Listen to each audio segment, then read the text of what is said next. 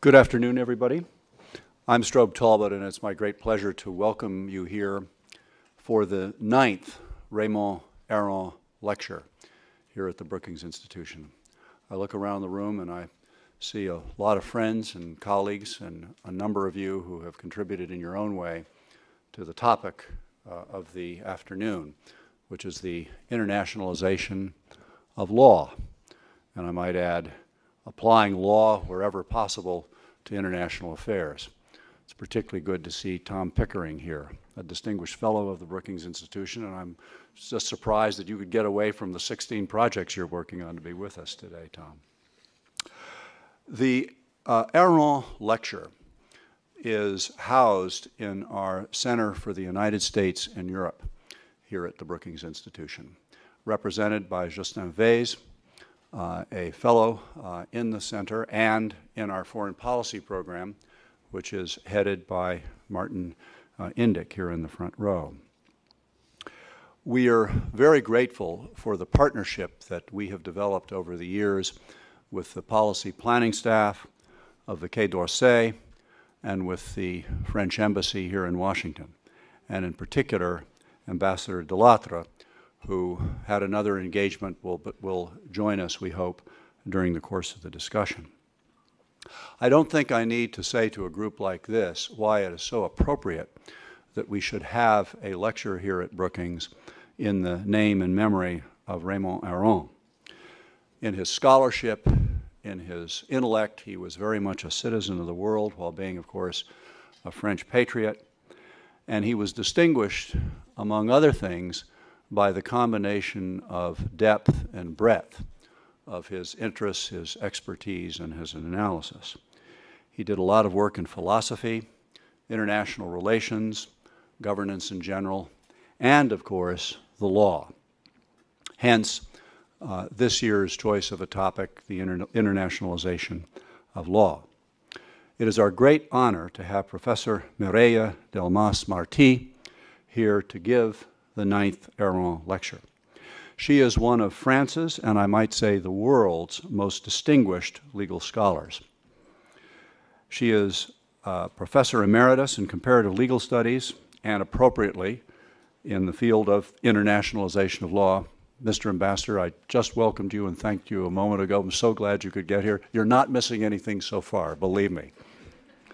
At Le Collège de France, she has been, during her distinguished career, a visiting professor at numerous universities on both sides of the Atlantic, as well as in Asia. And she has advised the French government and European institutions on the issues in which she is so thoughtful and expert. I might add, it is absolutely heroic of her to be with us this afternoon. She fell ill en route here to Washington, and yet she has soldiered on. She will be assisted, if that should be necessary, during the course of the conversation by Professor Vivian Coran, who is professor of law at the University of Pittsburgh and also has the same specialty as Professor Delmas-Marty. After the professor gives her opening remarks, Justice Stephen Breyer will offer a response. Just a quick word about Justice Breyer, although he hardly needs an introduction, but I want to emphasize the Brookings connection. Stephen Breyer is not just a member of the Brookings community. We like to think of ourselves as a family, and he's very much part of that family too, as is his wife, Joanna, who is here in the front row today. Very early in his career, he was a Brookings Institution Press author, and he has been a frequent participant in events, symposia, events like this over the course of recent years. And just in the past couple of weeks, he took part here in the Falk Auditorium in a seminar on rule of law in China, and he spent most of a weekend attending the Saban Forum in the Middle East, which Martin puts together every year. Justice Breyer is a Francophile and a Francophone. 6 years ago, he presented the 2006 Aron Lecture, with Robert Badinter and Sandra Day O'Connor. And today's subject is particularly one that is close to his heart. And in fact, the relationship between law, and in particular the law of this country, the United States, and international life may well be the subject of a forthcoming book. He is looking into the subject of the Supreme Court and the world. So in due course, we'll have an event around that publication.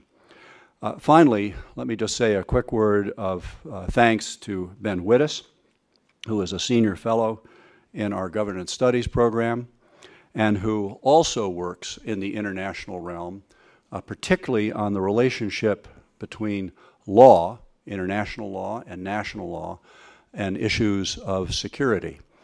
The word drones comes to mind in this context. But as we were talking with the two professors before coming in here, Ben said that in many ways what you're going to hear from Professor Delmas-Marty goes to the underlying tenets of the whole concept of international law. She is going to then set up a discussion that Ben will moderate and will bring all of you into the conversation a little later in the afternoon. So with that, Professor, I turn the program over to you.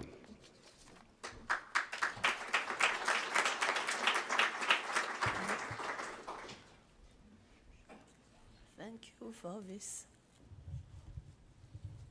kind presentation.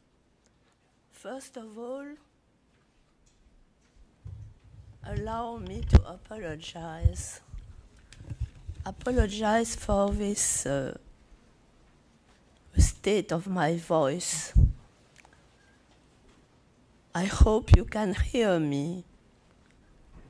If my voice gives out during the talk, my friend Professor Viviane Gran will continue reading the text. But mostly, I would like to say that it's a great honor and a real pleasure to deliver the Raymond Aron lecture to this distinguished audience of colleagues and friends, and to listen to the comments of my friend Justice Breyer. When we created le Réseau ID, International of Law Network, with Justice Breyer, it was in Paris in 2005, and the objective seemed rather clear. It was to understand, by means of concrete situations, the dynamic process of interaction between national and foreign law, between national and international law. I should say that 7 years later, the landscape has become increasingly complex, not so clear as it was at the beginning. But interaction is still the key word. And Raymond Aron, the great French scholar we celebrate in these lectures, was right when he stated already in 1962 in his famous book, Peace and War Between Nations, that in transnational society, interaction is the lower form, la forme inférieure of solidarity.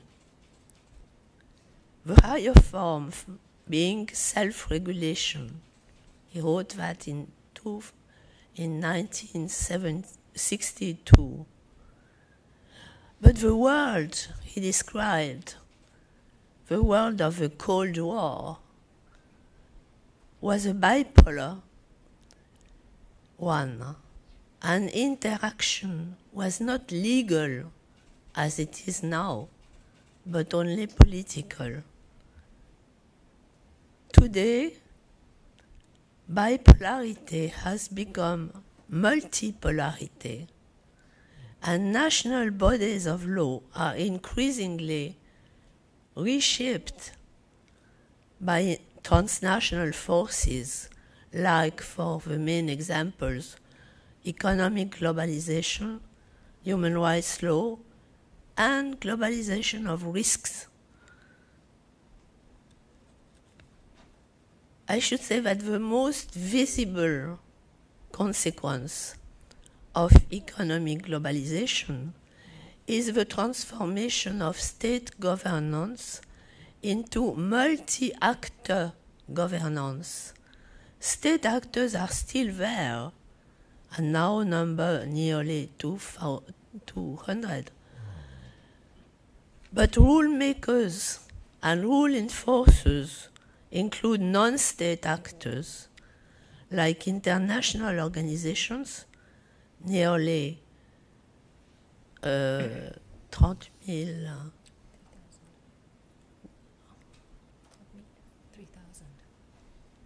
3,000.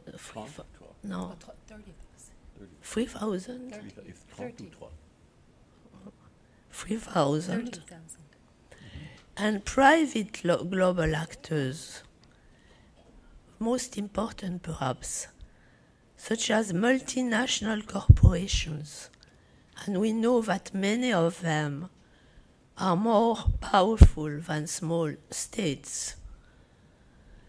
At the same time, interaction has developed as a legal, not just a political phenomenon, and human rights law is changing the relationship between different fields, different levels of organization, national, regional, global, and even what I should present like different speeds.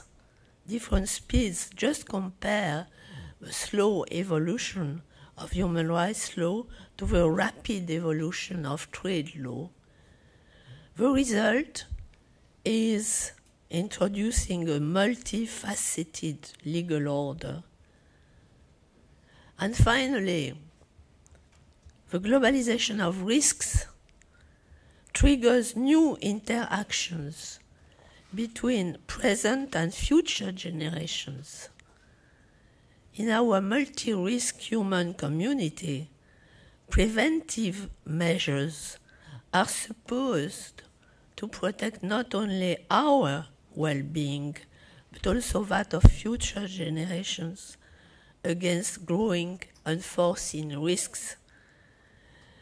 This is why the topic of internationalization of law is not only characterized by interactions and multipolarity, as changes in the legal agenda are rapid and often unforeseen.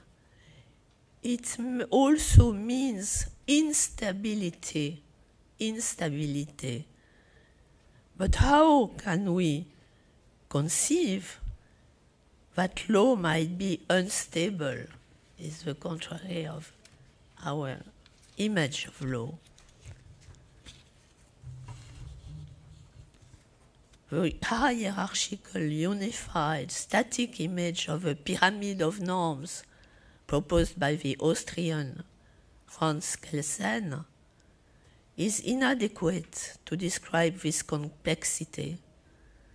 So some colleagues like Anne-Marie Slaughter and François Host use the metaphor of legal networks.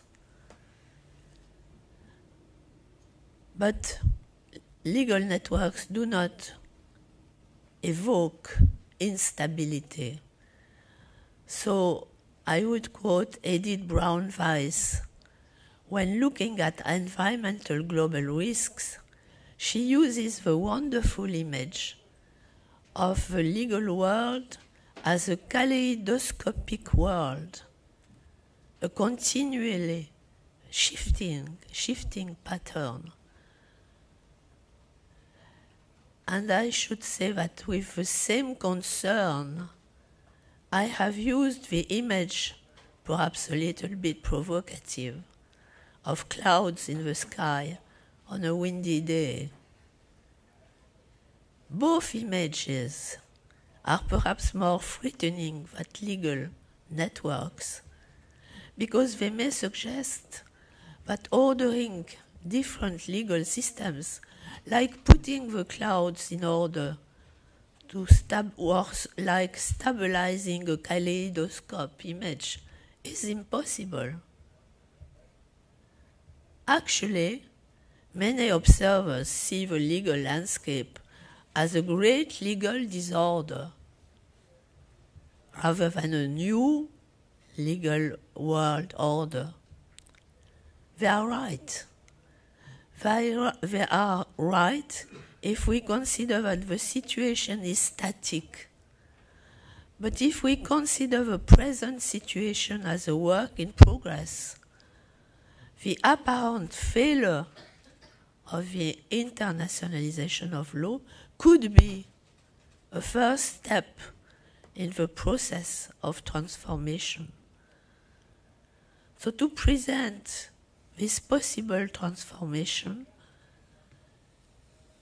I'll focus on three main challenges.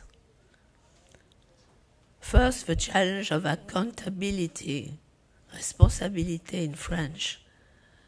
It arises as multi-actor governance tends to create new unbalanced powers.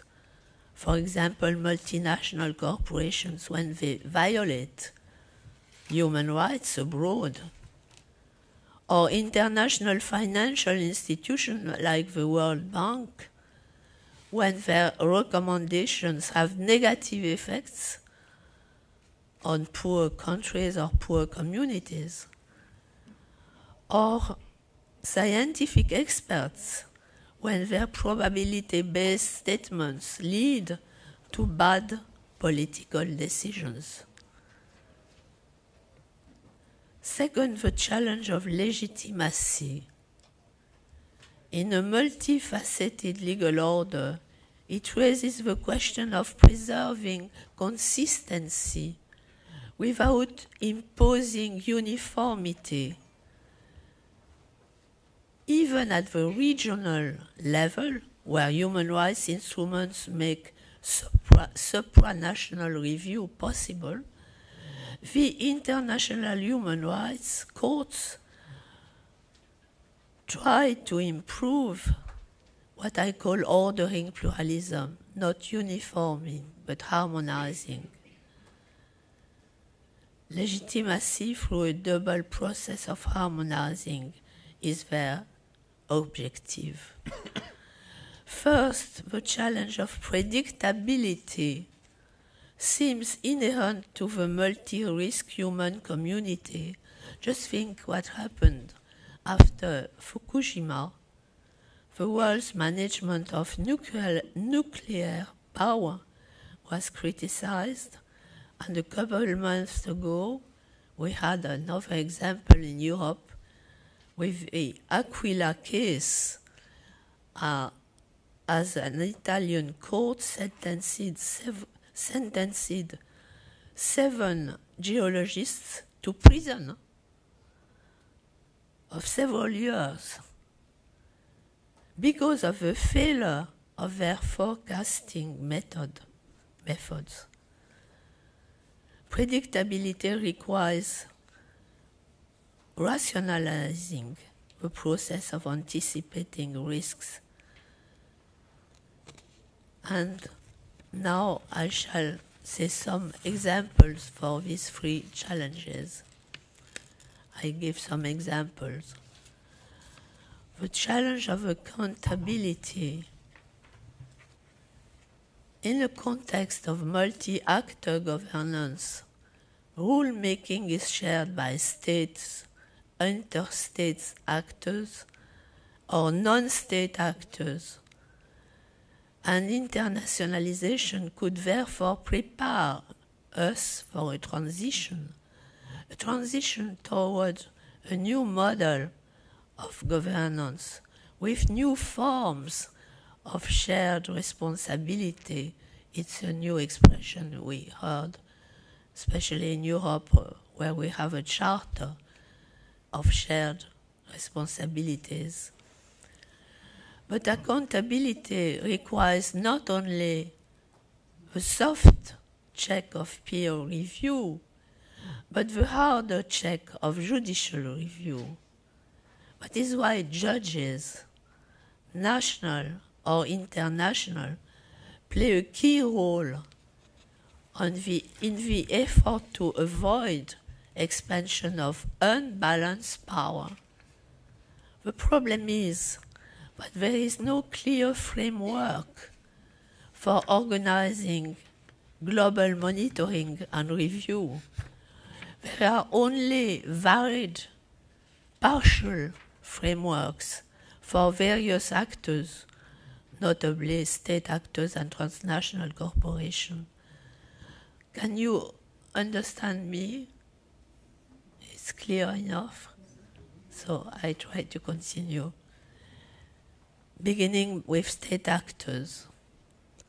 Even though states are the traditional actors, there is still no clear mechanism for establishing their liability or holding them responsible or accountable.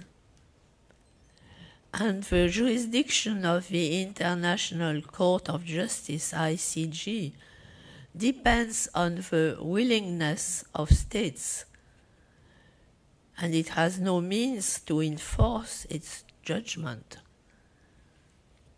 The US Medellin case shows how unclear the question is of which treaty provisions are self-executing or automatically binding on states.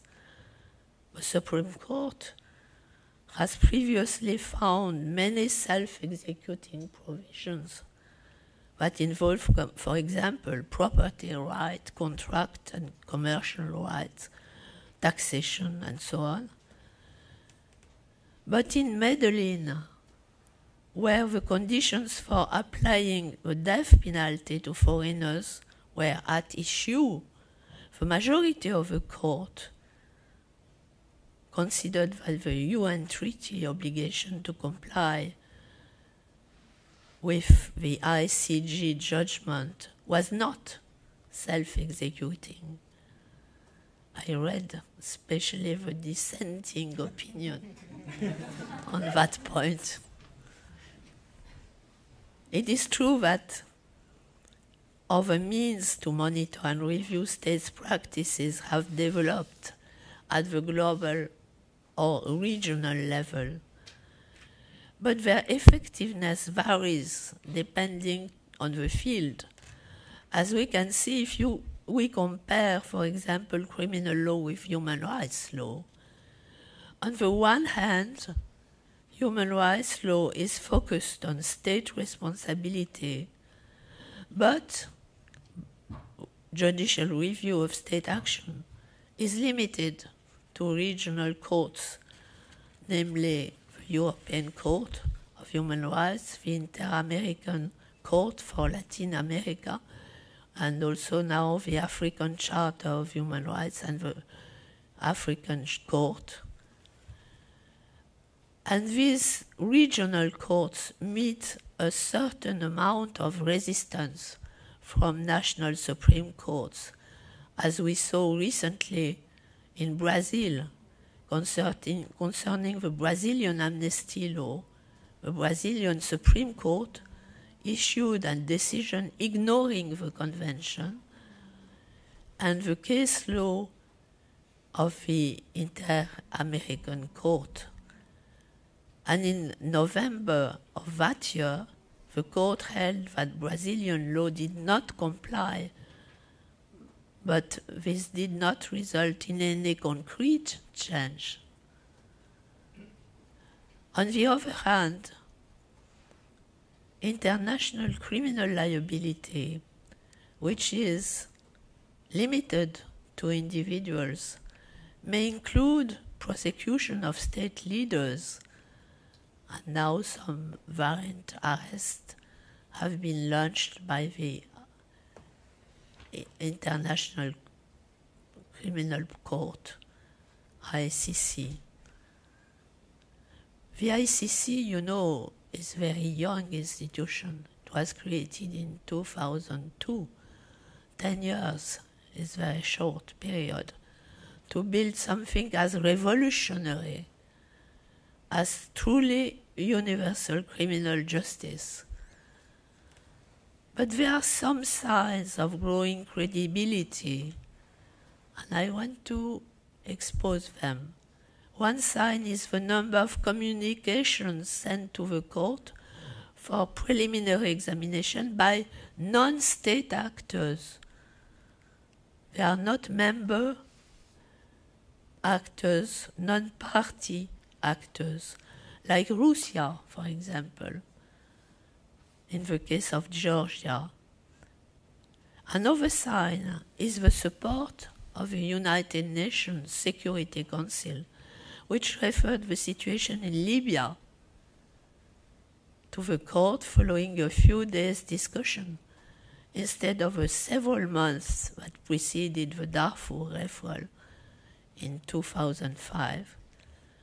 A third sign, perhaps the most important, is the indirect effect the ICC creates. The court's long shadow, to use the image that the Secretary General Ban Ki-moon invoked.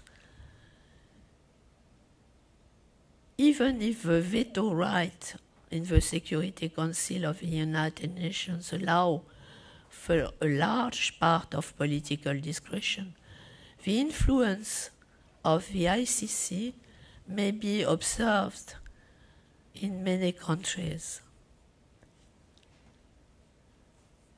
But there is a limit in the jurisdiction of the ICC concerning the actions against multinational corporations. And then I should say, coming to non-state actors, that there is a real contrast between the abundance of soft law mechanisms and the absence of hard law, because the ICC's jurisdiction is limited to physical persons. Of course, there are technical difficulties, but there are solutions to technical difficulties. In practice, the revision of the status in Kampala has not improved the question for multinational corporations, and there is still a long work in that field. But the multinational responsibility or accountability is principally at the national level. At the national level, not so much in the developed countries, because they don't have the means to prosecute, but in practice, with the principle of universal jurisdiction makes it possible to avoid complete impunity, even if the application of this principle is being developed differently in the US and in Europe, or more precisely in the common law and Roman Germanic systems. In American law, the main mechanism for holding transnational corporations accountable is or was, if the situation evolves.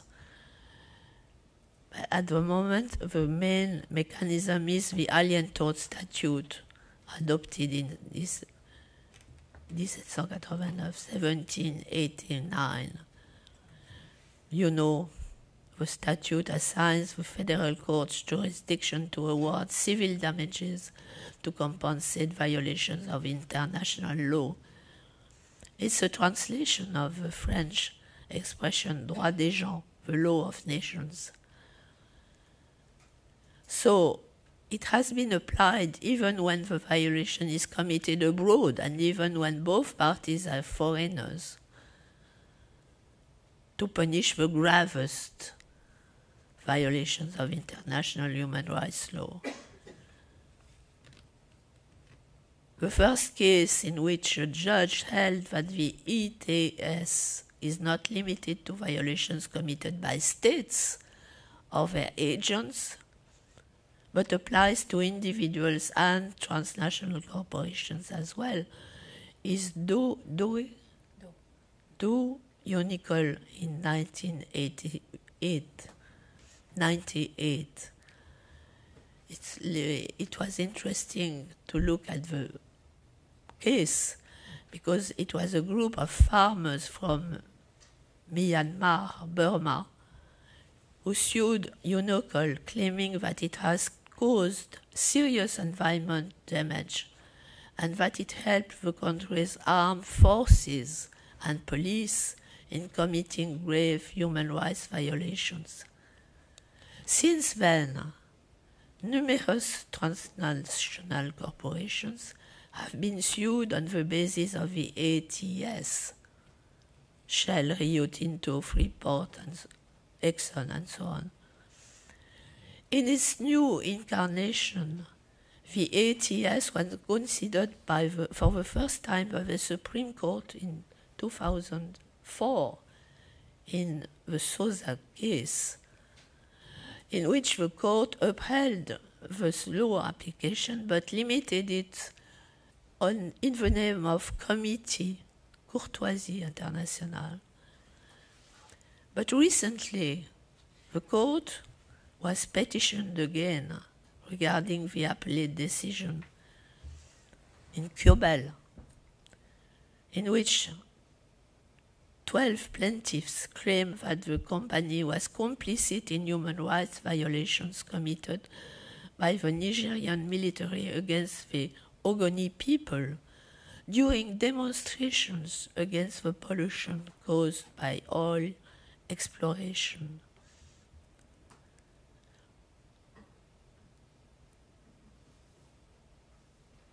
So the Supreme Court must decide whether the statute allows U.S. courts to judge violations of the law of nations committed in another country by transnational corporations.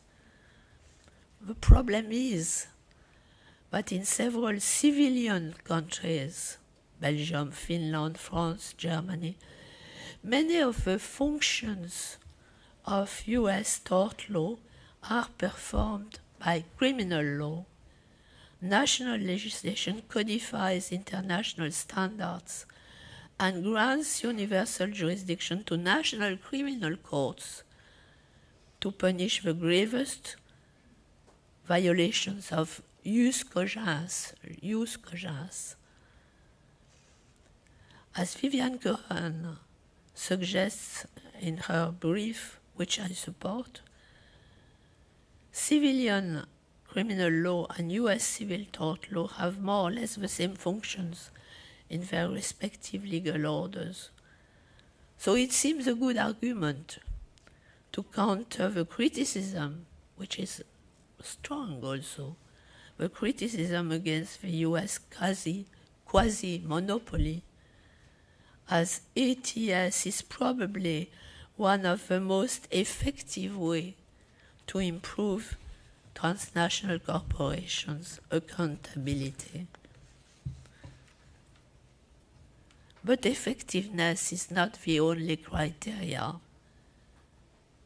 The question is also legitimacy, which implies the recognition of common values. So some words about the second challenge. J'ai encore du temps? Combien? Plus ou moins, pas beaucoup de temps. How 10 minutes? 5 minutes? 5 minutes. The challenge of legitimacy in a multifaceted legal order is particularly difficult. The solution cannot be the utopia of a universal global order imposed by a global state, which could be the new costume of hegemony, we must remember that beyond the universalism of values declared by the Universal Declaration of Human Rights, the legal diversity is also protected by the Convention of UNESCO about diversity of culture, and it is even protected as the common heritage of humanity. So we must at the same time universalize the relativism of national legal orders by integrating common values, and pluralize universalism by contextualizing or localizing common rules. The problem is to find the legal processes appropriate to ordering pluralism in the traditional legal culture. This expression is completely unusual and evokes a kind of monster. Pluralism implies differences, dispersion, fragmentation, whereas legal order evokes a unified structure, hierarchical and static. But the world is not static. It has changed in Europe, where a supranational legal order was established after the end of World War II, and it has been changing across the world since the end of Cold War sped up the internationalization of law. So there are different processes for ordering pluralism, like cross-fertilization, the dialogue des juges. As Justice Breyer knows, it's rather strongly controversial. The most ambitious is hybridization, but it's rather rare.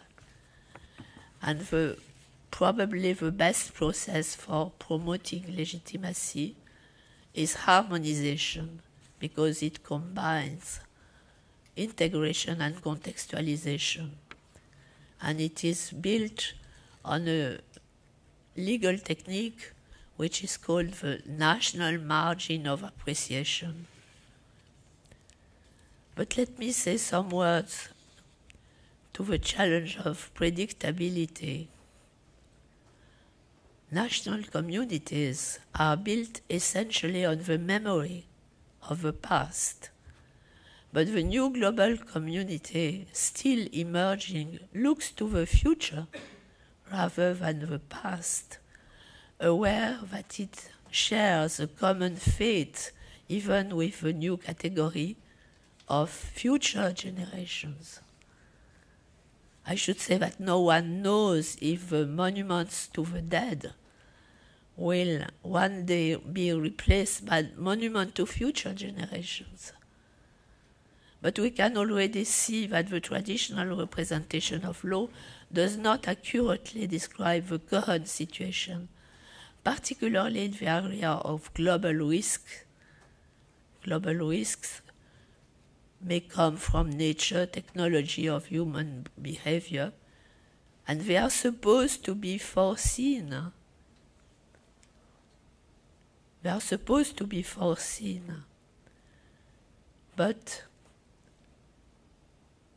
how shall we rationalize this foresight? It's difficult to make something clear in that field.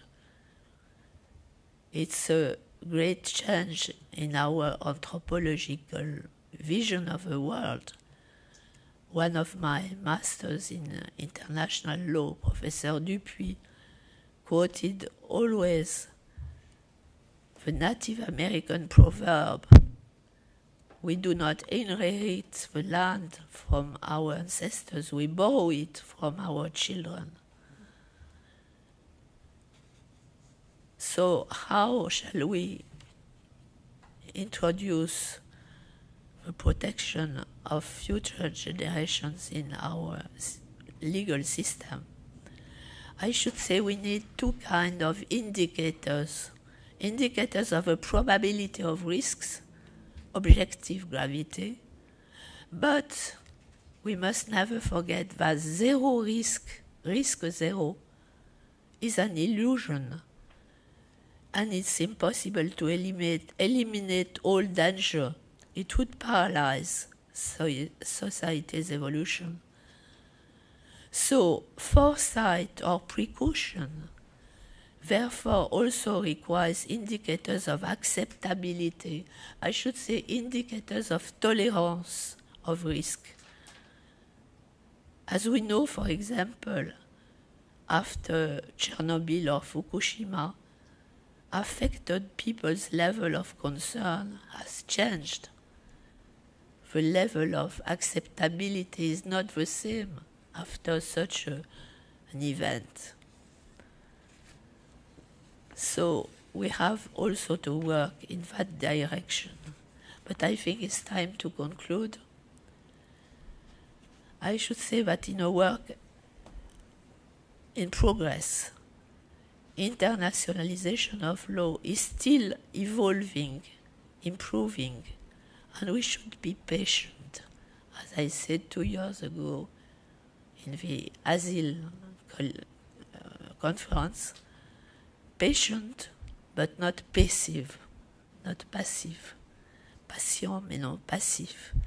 We should not give way to disenchantment if we think that legal order is better than arms or money to foster trust among all states and all peoples. Then we have a duty to adapt the legal methods. That is why the second hidden meaning of the acronym IL is imagination and law, perhaps the most important to face the challenge. And to finish, I would like to paraphrase the title of Justice Breyer's last book, Making Our Democracy Work. And I raise the question, what could make the rule of law, I cannot say democracy at the global level, but what could make the rule of law work in the transnational legal order is the next question.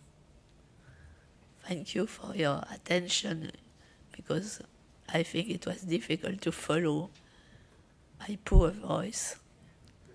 Thank you.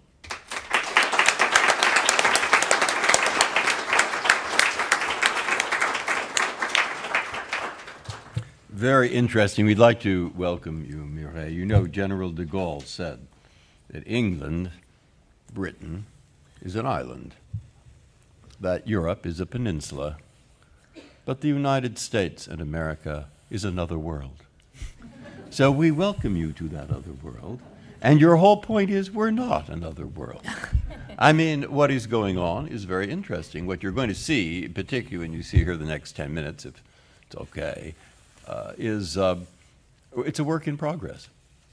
I mean, Mireille is looking at the legal world, which does involve everybody, from 10,000 feet.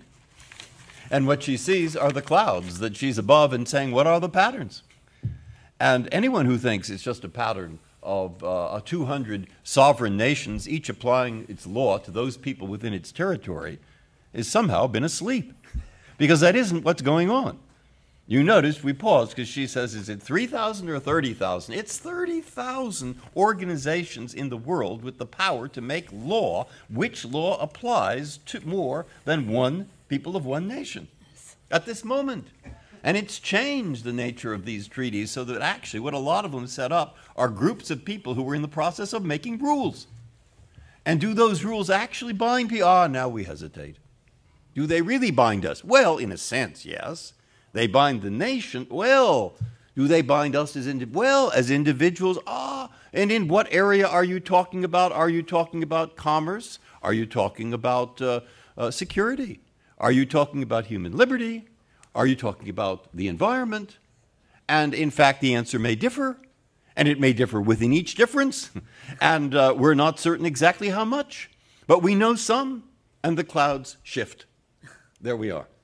And what she is trying to do, and read this book that she's written, which is very good, if you want to see it in more detail, is impose a way of thinking about what's going on. Well, I don't actually have to. I mean, if you'd listened to Strobe's introduction, you would have thought I'd never do any work. I just spend my time here listening to very interesting lectures. But that is not true, though I will point out, and that's what I want to talk about for 10 minutes. What's my job like?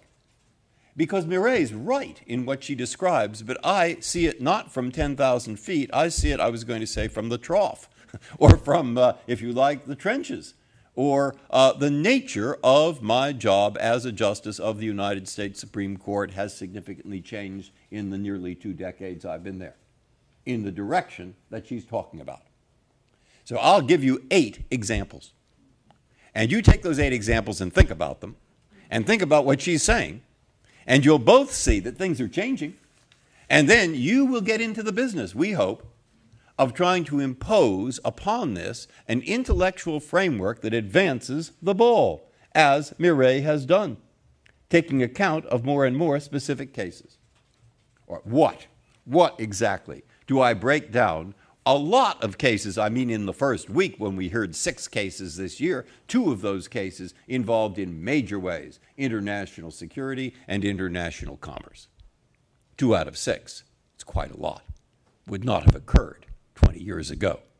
And it's absolutely a commonplace to say our problems are international security, commerce, environment. But the law with which we deal with these problems is national. Well, that isn't quite true, you see. Now go back to her lecture. But at ground level, or in the trenches or at the trough, I call it the trough because they do pay us something. But the point is, what are they specifically?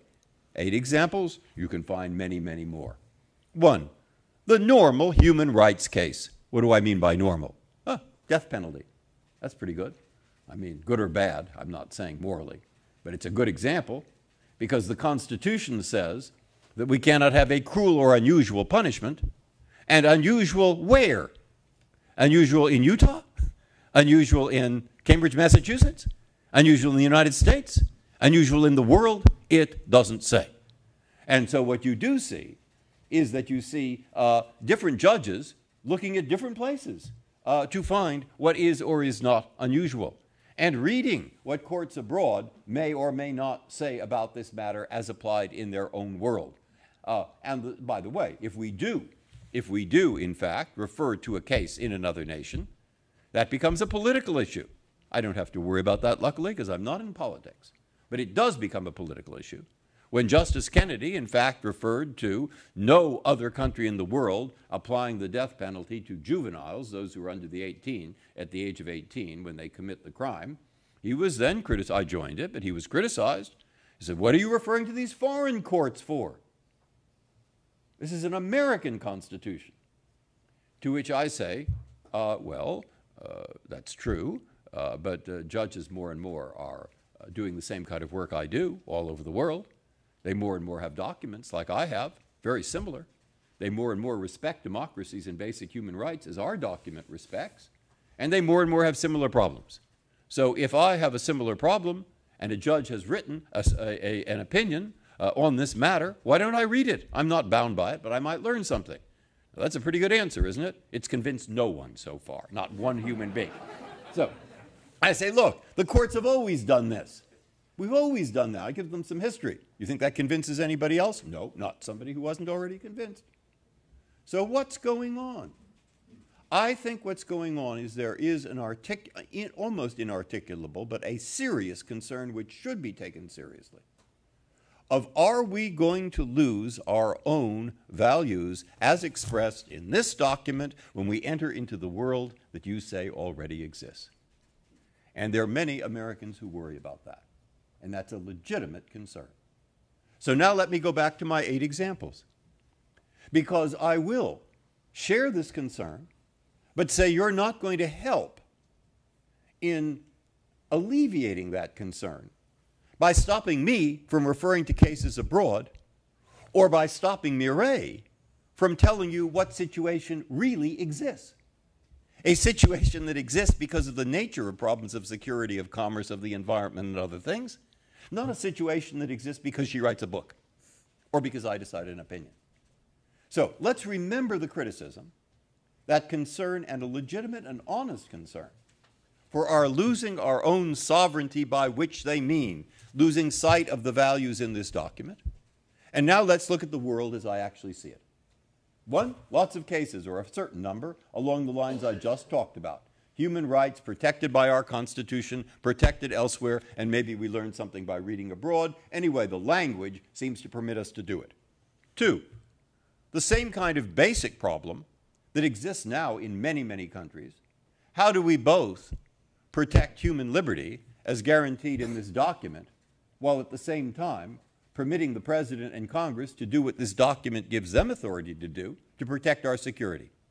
It's their job to protect our security, but it's our job to worry about the rights of individuals in this document, and what do we do when they conflict? Well, there's a challenge in this area, a major challenge. I hope some of you might be interested and read the Guantanamo Cases.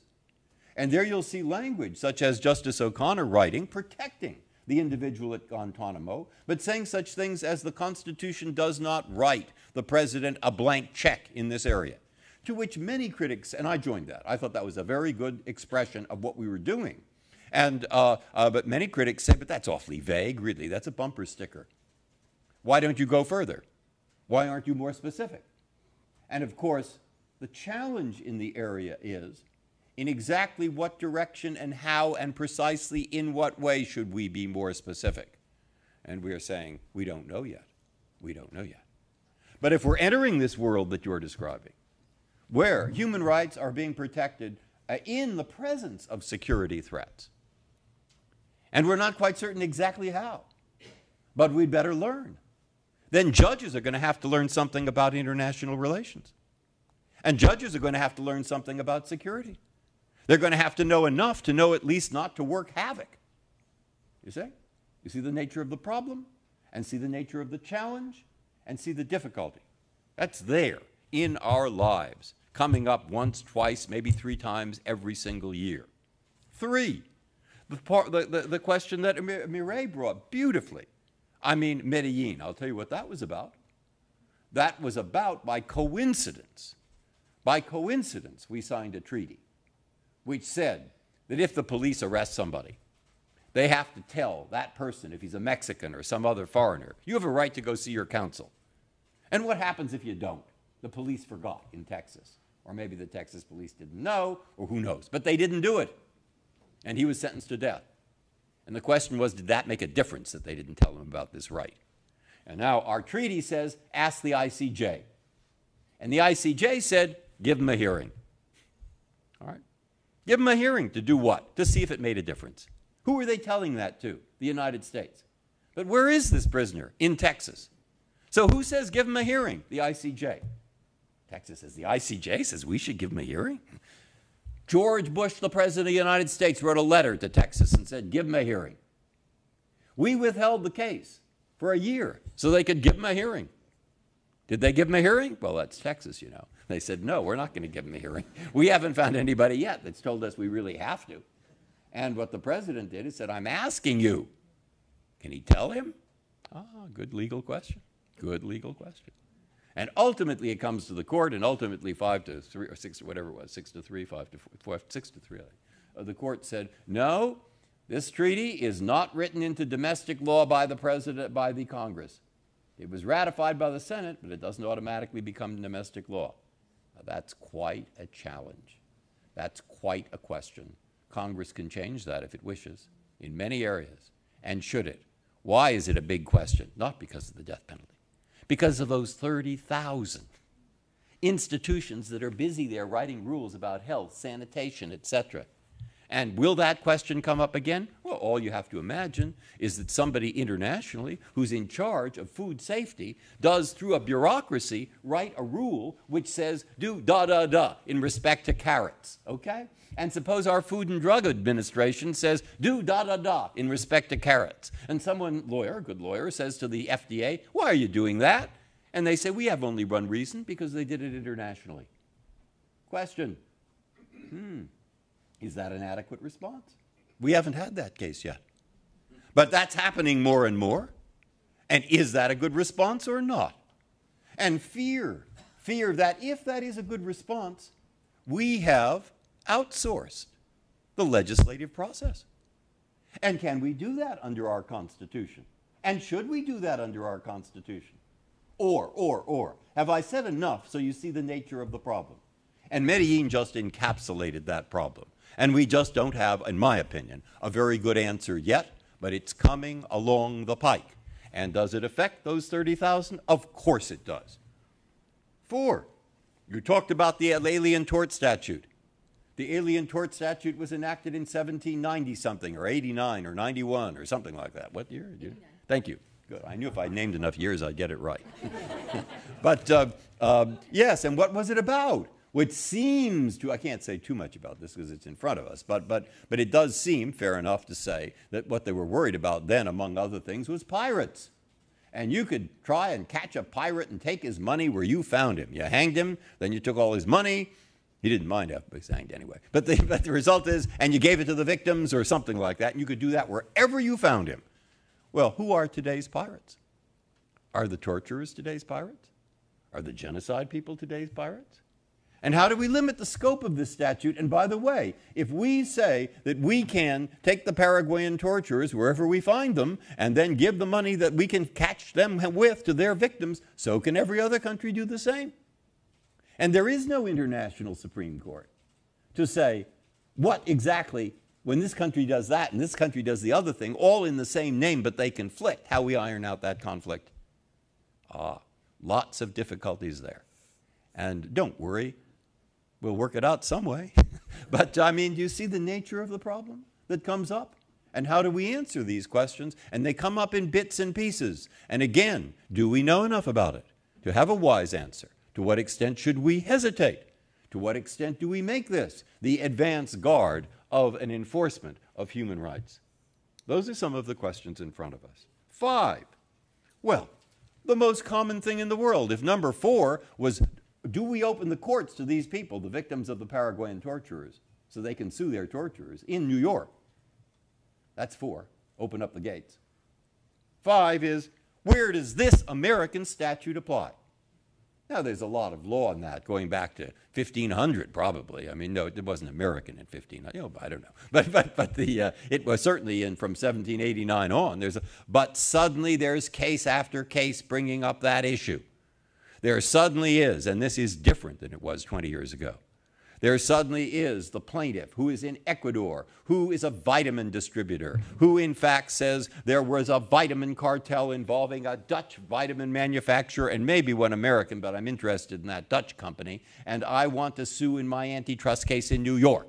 Why does he want to bring his antitrust case in New York? Bring it in Holland. Well, maybe, see, he didn't get the vitamins. They were too expensive, so he's weak and he can only reach New York. But that's one possibility. The other possibility is treble damages. And so he wants to bring it in New York. Does the statute apply? To get the answer to that question, we're helped by briefs being filed by the EU, by England, by France, by Japan. And these are not just briefs that sort of say we are for or we are against. In that Sosa case, for example, in the ATS case, we have a brief from the government of Netherlands. We have a brief from the government of Britain. And we have 2 briefs from lawyers in each country who say the briefs by the governments are wrong. Okay. We have briefs by French experts. We have briefs from all over the place. And so did we in that vitamin cartel case. And so do we in a copyright case that is before us. And if you think, oh, well, international copyright, that's sort of interesting. I mean, it's billions and billions and billions of dollars. I mean, it involves copyrights on dresses. It involves copyrights on little gimmicks that happen to be essential elements of every automobile. It involves copyrights of. And there's international commerce in a big way in the question of trying to read some fairly obscure words in a statute to decide how it applies abroad. Well, that's 5. 6. Well, what about the judgments of foreign courts? Or what about arbitration awards? What about the case that was in France where they decided that Yahoo could not run in France certain Nazi propaganda, but maybe our First Amendment would let them run it here? And what do we do about that judgment when they try to enforce it against Yahoo in California? And that's just the tip of an iceberg, because that kind of thing with the internet is going to come up more and more and more and more. 7. What about your diplomatic judge, the judge as diplomat? I like that. It seems to give me a promotion.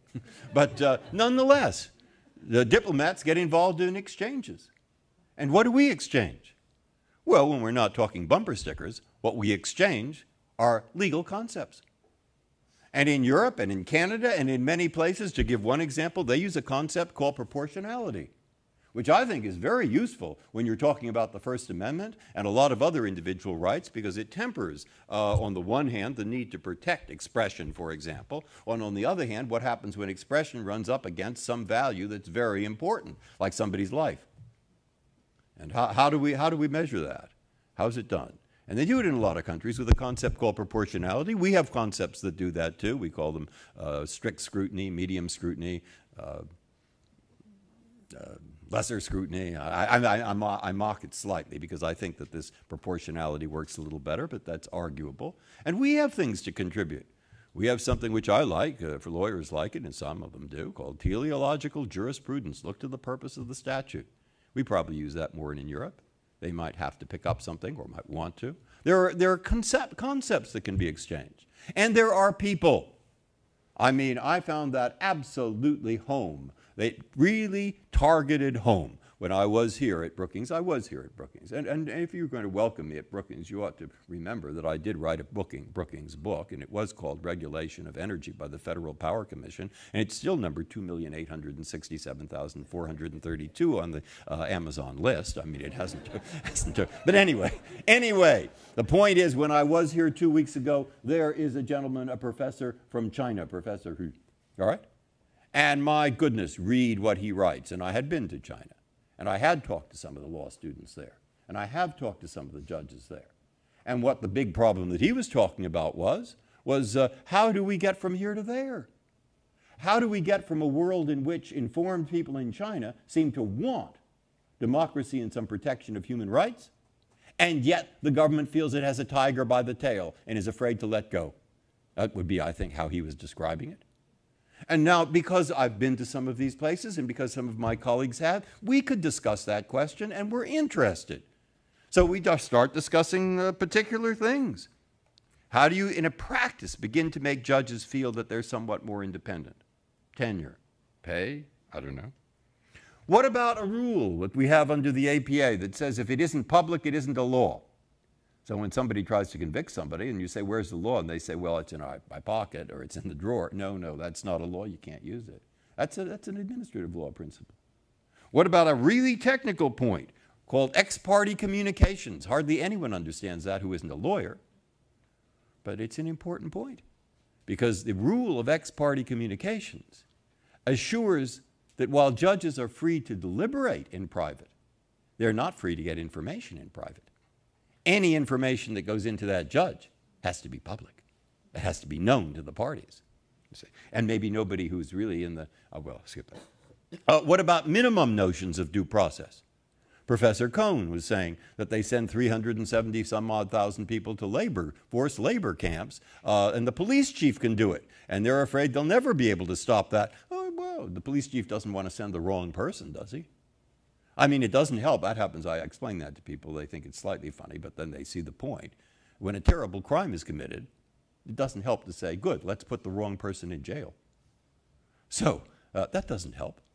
So maybe you find methods of minimal due process for the purpose, at least, of seeing through neutral decision makers and opportunities to present proofs and arguments exactly who is the person who should be deported. There's a step forward. In other words, we discuss and can discuss in relation to China steps forward. Who knows if some would work? But the discussion is there, and the discussion occurs whether an African judge comes into my office, as the president of the court in Ghana did, and said, why is it that people follow the law in the United States? Why do they do it? And it's too easy just to think, oh, it's a different civilization. We could never do that. No, no. That isn't an intelligent answer. I mean, it requires thought, and it provokes thought. And so meeting with peace people, meeting with judges abroad, making these exchanges, getting involved in exchanging concepts, worrying about the enforcement of judges from abroad, finding out where these statutes really apply, asking who does the door of the American court's door, who does it open, who gets in that door, worrying about the relation of the 30,000 and whether their laws are going to be enforced and exactly how in the United States, worrying about the security-liberty balance, worrying about the content of some of the rights. And that's the world I live in. So I go back to the critics and say, now that you've heard me even in 10 or 15 minutes describe that world, don't you see what I think of your concern about my citing foreign courts? What has that got to do with it? I mean, that isn't the problem, isn't it? The problem are the challenges that are accompanied by the 8 different categories, and perhaps more than that I've listed. And they're full of problems, and they are full of challenges, and they are being met one way or the other, hence your clouds, as you describe it, from 10,000 feet. So where we agreed was on the last line. Absolutely agreed. She said, I'm going to incorporate that in the future. I mean, what we're both trying to do, what everyone in law is trying to do, we're trying to promote, and we certainly believe in that, a rule of law. And the rule of law is the opposite of the arbitrary, the unreasonable, the tyrannical, the undemocratic, the autocratic, etc. That's what we're trying to do through this sort of down in the ditch, or if you like, up in the clouds, through this work. And she says, you have patience, you continue. I said to her a few minutes ago, it's sort of like, if I want to give a classical reference, it's like Penelope's carpet or whatever she was weaving. We weave it during the day, and then somebody comes in the night and undoes the whole thing. And there we are. And so her recommendation was, well, keep going, keep going. It's called, I wrote it down, patience, but perseverance. And that's it. Now you're all enlisted in this enterprise. Now that you see what the enterprise is, both from the bottom and from the top. Thanks.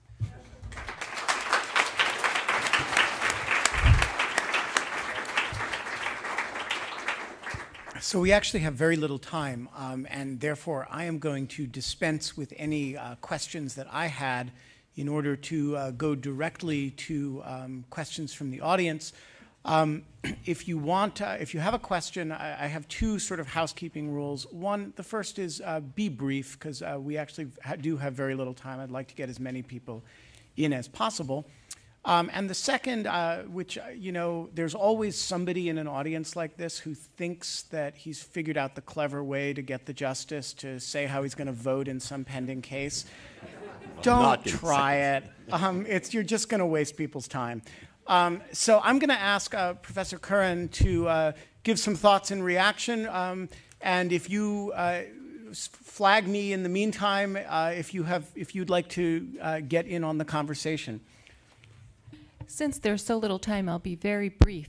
Let me go back to the intriguing image that Justice Breyer gave us of being in the trough while Mireille Delmas-Marty is in the clouds. And I think the issue is it that never the twain shall meet? And one of the things that seems to me fascinating is that Mireille Delmas-Marty has said about herself, and I think she's known for this, it's of mixing everything. She says, je mélange tout, I mix everything.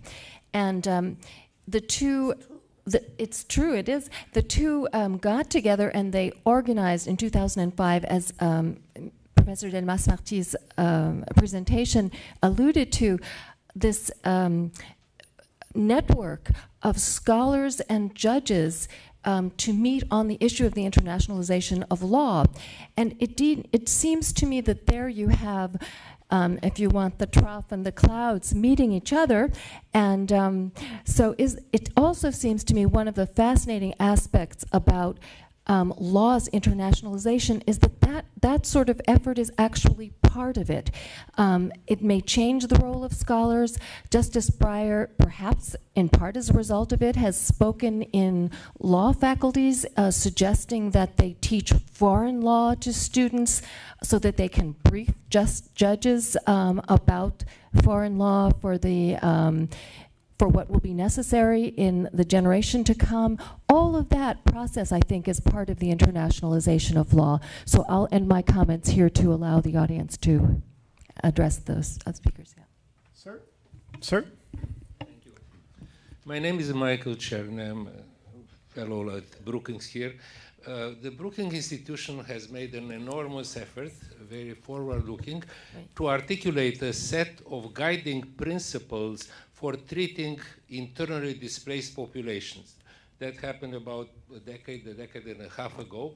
And the progress has been very limited, although there is progress, encouraging.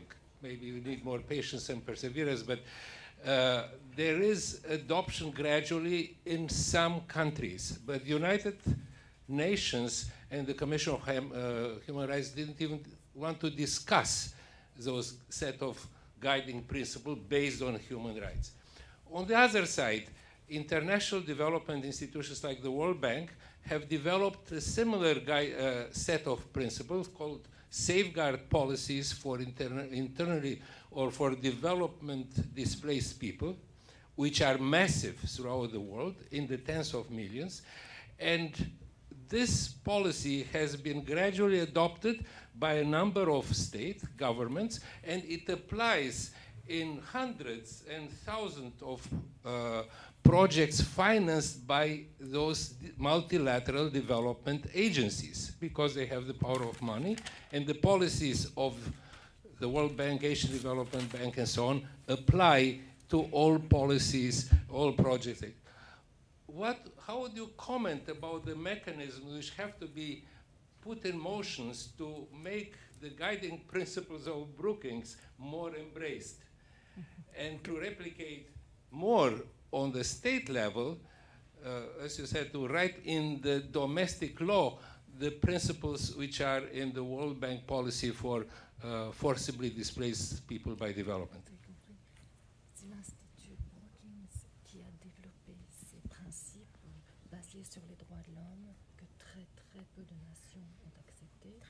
Très peu de nations ont accepté, ont adopté, tandis que basé sur les droits de l'homme, tandis que la Banque mondiale a eu beaucoup plus de succès et que recommander. Well, she's translating that. I'll say the most obvious way is get Congress to enact some of it into law. I mean, that's what they did with the refugees.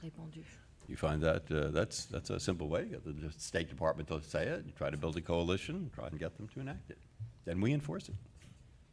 But I should say that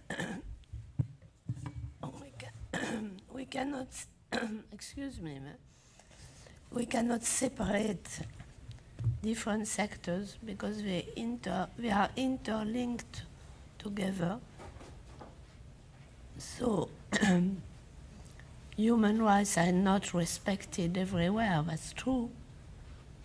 But at the same time, the World Bank puts several problems of interpreting and protecting. I make a reference to the article of Mrs. Brown-Weiss, who is in the panel controlling and receiving les plaintes. Complaints. Receiving Complaints. consides. Complaints. So I think it's impossible to have a global idea without taking account of fragmentation of international sectors. At the same time, they are more, these fragments, human rights, World Bank, trade law, environmental law, they begin to interact. The interaction is beginning. And the problem is that as I tried to say, the world is not a multi-state actors world, but also other actors, not only international organizations, but private economic actors, experts in certain fields, for example, environmental law, climate change. The role of experts is predominant. I think that we never organize the protocol de Kyoto Protocol on climate change without NGOs and without scientific experts. So the problem of power is difficult because power is not only in the hands of states. And if you take another example with internet law, it's a private power, and even les usagers, The users of internet participate to the control. So it's at the same time fragmentation and interaction. That's why the first impression is the great legal disorder. But the positive hypothesis would be a transition toward a new kind of much more complex organization. But it's not guaranteed. We have to work for that. Let's take another question. Hi, thank you. My question has to do with shared values that the two of you Introduce alluded- yourself first. Oh, Rhonda Sonnenberg. I am not an attorney. So my question is out of ignorance. But related to shared values, we've seen since the Euro crisis, since 2008, a fragmentation on economic policies in Europe. So I was wondering if we've seen a concomitant fragmentation in legal decisions, because the concept of shared values is definitely an interesting one.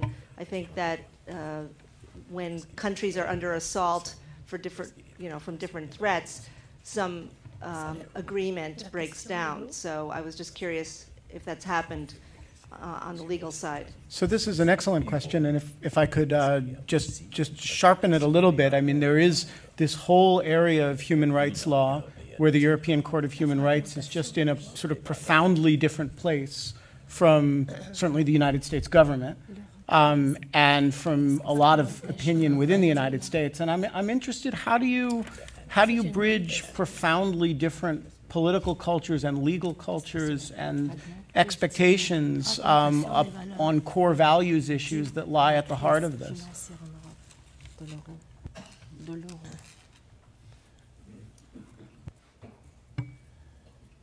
As far as values are concerned, I think the starting point is fragmentation. But we have new common instruments, first with the Declaration, Universal Declaration on Human Rights, and then with many other instruments about human rights law. So there is a slow process of harmonizing common values. And what I tried to say in my talk was that harmonizing is not uniformizing, but rapprochement, because we have to, at the same time, to recognize universalism and to introduce the national context, which is a sort of guarantee of preserving diversity, cultural diversity, because it's the patrimoine, common heritage of humanity is diversity. And at the same time, we have a Universal Declaration on Human Rights. So that's the problem, to make them work together. And I quote the technique. It's one of the juridical techniques. There are others, but one of these techniques is the notion of national margin of appreciation. Of course, if the margin is too wide, there is no common values. But the interest of the concept of national margin is that it may evolve as far as social comportments evolve. So it's a dynamic process to introduce some common values without suppressing identities of nations. I think it's very important when you talk about values. So we have time for one more question, if it's brief. Okay, I'll keep it brief. Hillary Robinson, I'm a visiting researcher at Georgetown Law Center and doing some work in the Metropolitan Policy Program here at Brookings. So, of course, the framers of the US Constitution had an innovation for bringing order out of disorder and diverse viewpoints to a central table, and that idea was federalism. And allocating, certain issues of central concern to a federal government and letting the states figure out the rest. Justice Brandeis once used the term laboratories of experimentation. And my question is whether this is a workable model, particularly for the international community picking up on the idea of risk, maybe allocating the riskiest subjects to this central control model and leaving the rest to the diverse viewpoints of the individual states, and whether that might work. Justice Breyer, do you want to take the last word? Well, I want to see what Mireille has to say, or maybe we take another question too. Okay. I'd say on this one, yeah, I mean, there are different, I think your last point was... We discussed already on that point. Well, there are different areas of the world. You don't have to have a world universal government or anything. There are different places, and different places may find something to be gained by this grouping or that grouping, and different groupings take place in different ways. And the EU has adopted a form of what we think of as federalism. They don't want to use that word because it has a connotation there. And we have some fairly successful examples. I like, when I'm talking about it there, to give the example of the Dormant Commerce Clause, rather technical. But you see, we say that a state cannot start interfering with interstate commerce, because that way lies chaos. They'll all protect their own industries, and we won't have a common market. And it's an awfully technical area, so we often don't know. But Congress has the power, in fact, to change what we say. In fact, it could even delegate that power, which it has done, to the Department of Transportation. And if they say one thing and we say another, they win. Okay? So there are many, many ways of organizing different groupings for different purposes, and federalism of a whole range of different ways is certainly an important instrument. Mireille? In the federal system, I remember we had a discussion with Justice Breyer about the margin. Oh, the margin of appreciation. That's another great, the margin of appreciation. That's very, very good. Tool, they call that, that's what they use in the EU, the European Human Rights Court. And what we say is we don't use a margin, we say we give deference to. And when I worked for Arthur Goldberg, he said, that doesn't work, doesn't it? It means that they have a margin. A margin of appreciation. In other words, the same thing if the Federal Communications Commission, even is looking at the communications statute, and they come to an interpretation, we say, actually they know more about it than we do, and we ought to pay some attention to what they say. And similarly, if a state is going to decide certain areas traditionally called police powers, and they interpret the state law in a particular way and say it does that, we really listen to that. And even if they're trying to figure out how the state and federal fit together, we may pay some attention to that. So there are degrees of what she calls the margin of appreciation, but when she steps back, she says, that's a wonderful tool, because it permits us to have a diversity of cultures which together nonetheless promote certain single values, such as rule of law, or such as a degree of democracy, a degree of protection of basic human rights, etc., while maintaining diversity. That's the point, isn't it? Vivian, final thoughts? That's it.